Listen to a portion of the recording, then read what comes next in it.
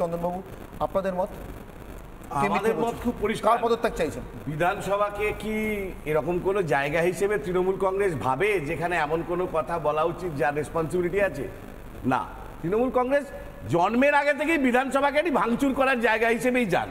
স্বাভাবিকভাবে সেখানে কি বললাম না তার কোনো গুরুত্ব এর মধ্যে নেই। চন্দনবাবু, কিন্তু রবীন্দ্রনাথের গুরুত্ব আছে। চন্দনবাবু এক মিনিট, আমি জানি আপনি আপনার হয়তো এটা বলবেন, যারা বিধানসভা ভাঙচুর করেছে তাদেরকে এত সিরিয়াসলি নেওয়ার কি আছে, মানছি।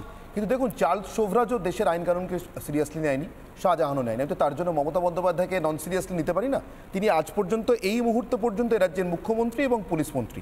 তিনি বিধানসভায় দাঁড়িয়ে শাহজাহানকে নিরাপরাধ বলেছেন। তার পুলিশ আজকে কোর্টে দাঁড়িয়ে শাহজাহানকে অতীত ইতিহাস সম্পন্ন কুখ্যাত অপরাধী বলেছে। যে কোনো একজনের রেজিগনেশন আমি ডিমান্ড করছি না, এটা আমি করতে পারি, দেশের সংবিধান অনুযায়ী করতে পারি। ঠিক ডিমান্ড করছো, কিন্তু বিপদ হচ্ছে রবীন্দ্রনাথ দেবতার দাস কবিতায় কি বললেন ভালো করে শোনো।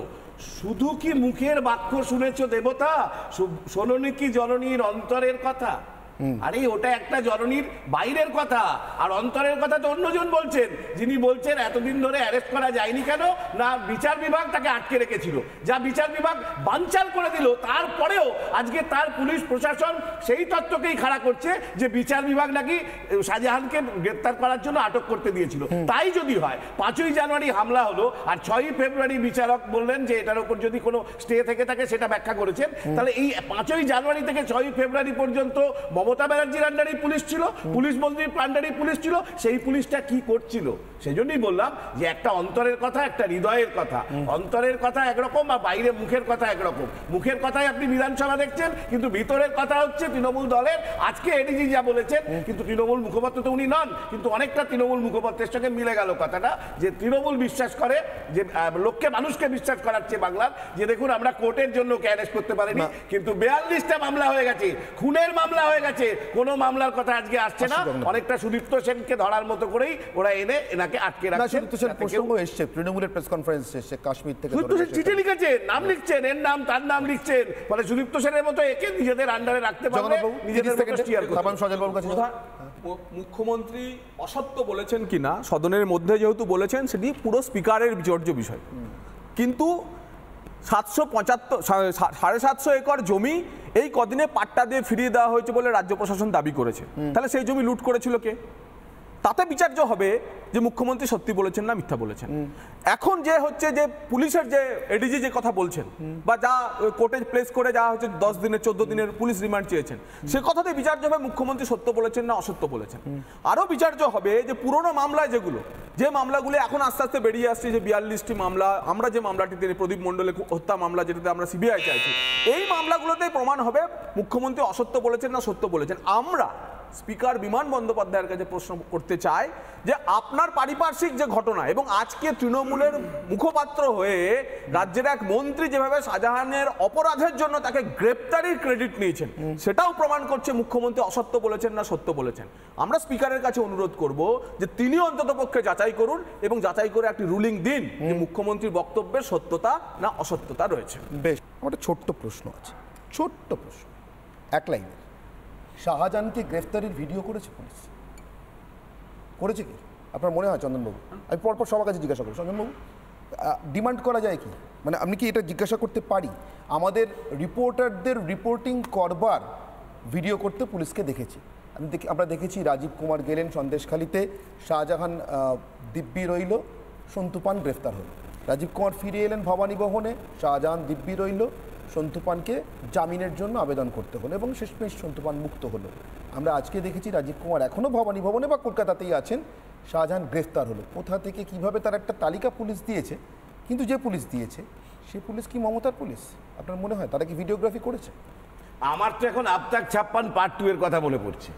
আজকে ঠিক 56 দিন হয়েছে, আবতাক 56, সেখানে কি হয়েছিল আর এখানে কি হলো? এই 56টা দিন কি হলো? 5ই জানুয়ারি যদি ইডি সেখানে পৌঁছতে পারতো, যে নথিপত্রগুলো ছিল সেই নথিপত্রগুলো এখনো একই জায়গায় আছে, বিশ্বাস করা যায়? তাহলে পুলিশের হেফাজতে হোক আর যার হেফাজতে হোক, গ্রামবাসীরা, নিরাপদ সর্দার, তারা তো প্রতিদিন গ্রাম পঞ্চায়েত কার বাড়িতে আছে একটার পর একটা বারবার বলে দিচ্ছিলেন। মাত্র 30 কিলোমিটার যাইতে যদি 56 দিন লাগে, তাহলে 1 কিলোমিটার যাইতে পশ্চিমবঙ্গ পুলিশের কতদিন লাগিবে? আগামী দিনে প্রাথমিকে প্রশ্ন আসতে পারে, যে আসলে পুলিশ নিজের নিরাপত্তার জন্য, নিজের প্রভুর নিরাপত্তার জন্য তাকে নিরাপত্তা বেষ্টনীতে রেখেছিল, যাতে আসল সত্যগুলো 25 ভাগ কোথায় থাকে, 75 ভাগ কোথায় যায়, সেই সত্য যদি মানুষের কাছে বেরিয়ে যায়। আজকে সন্দেশখালীর মানুষ যেভাবে গণজাগরণের মধ্যে দিয়ে আজকে ধরা পড়েছেন, এটা কারোর প্রেসারে নয়। আর বলছিলেন না বিজেপির লোকেরা, ঠিকই বলছেন যে ঠিকই বিজেপি তো এরকম তৈরি করে না, একটার পর একটা। এই শুভেন্দু অধিকারীর সঙ্গে যখন শাহজাহান শেখের ছবি দেখা গেল, ছবিগুলো কি আমাদের কাছে নেই নাকি? সবারই কাছে রাখা আছে। মানে সেটা প্রশ্ন নয়, প্রশ্ন এখন এটাই যে গ্রামের মানুষগুলো, আরে তৃণমূলে আর কেউ ছিচকে চলবে, তৃণমূলে কেউ ছিচকে নেই, বড় বড় ডাকাত, 200-400 কোটির নিচে কেউ মাল জমায় না দাদা।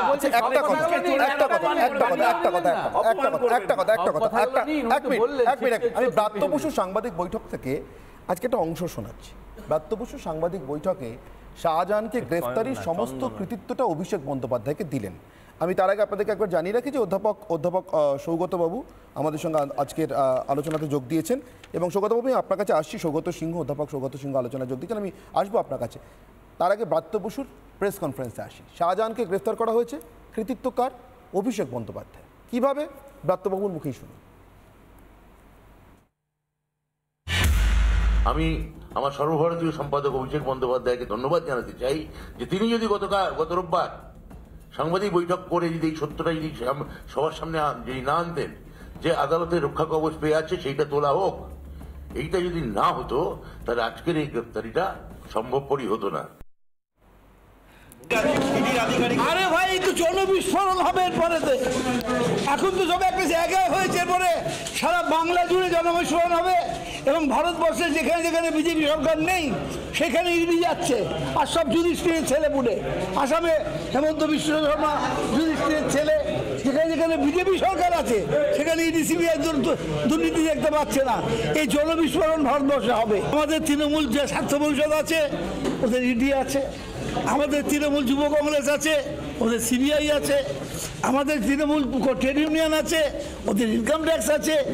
আমাদের এই লড়াই হবে, এই লড়াই হবে আমাদের।